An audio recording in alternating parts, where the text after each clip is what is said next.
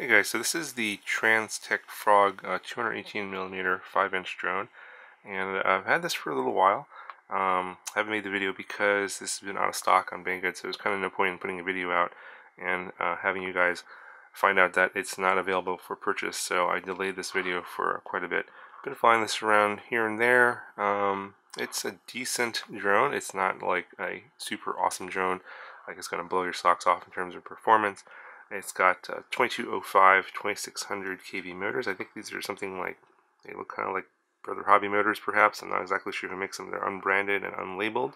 They're decent motors, good size. They come with these Jump Fan 5042 props. I think they might be better with the Jump Fan 5152 props, but provide a little bit more thrust. Overall, very good specs. 30 amp 4-in-1 AC.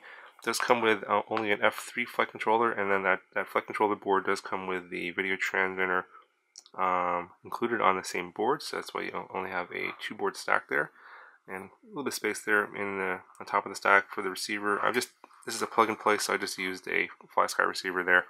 You only get a whip antenna here for the video transmitter, and that's connected on the back there. I believe it's a micro FL connector.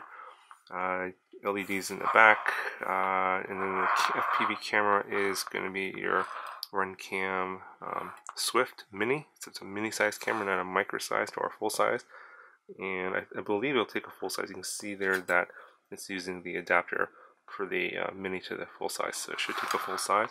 The frame is very sturdy. Got 4mm arms. They're obviously separated arms here.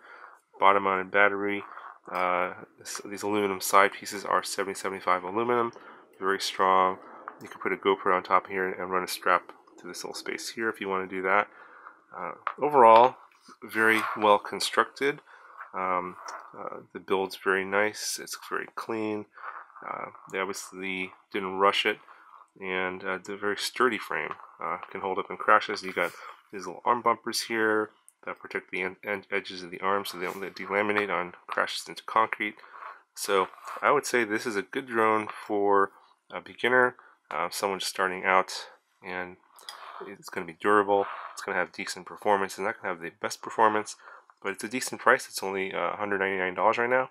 I know that people are going to ask me, oh, well, why do I get this one, or why do I get the Emax Hawk 5? That's a very popular model right now. I don't have that model. I haven't flown it, so I can't answer that question. I do know that one, for comparison purposes, that's $250. I think it does come with a FreeSky receiver. It does come with a little bit bigger motors, 2206, but a lower kV, a 2300 kV. But I heard that's also a very good performing motor and a pretty good frame, pretty similar to this one. I think that one has a flat top instead of an angled top. But yeah, this is $50 less, and I think that its frame is just as good.